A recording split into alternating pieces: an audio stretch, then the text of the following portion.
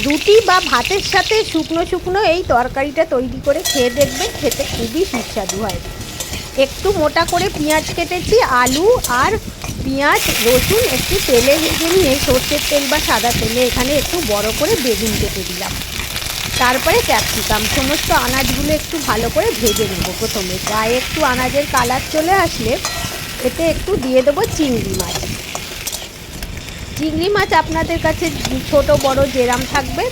আর একটু বিন দিয়ে দিয়েছি, ভালো করে কষিয়ে একটু লঙ্কার গুঁড়ো আর হলুদের গুঁড়ো দিয়ে নেড়ে চেড়ে এতে একটু দিয়ে দেবো এখন পরিমাণ মতো এবারে নুনটা দিয়ে দেবো, টমেটো দিয়ে দেবো, দিয়ে ভালো করে আবারও নেড়ে চেড়ে গ্যাসটা একদম আস্তে করে ঢাকা দিয়ে কিছুক্ষণ বসিয়ে রাখলাম।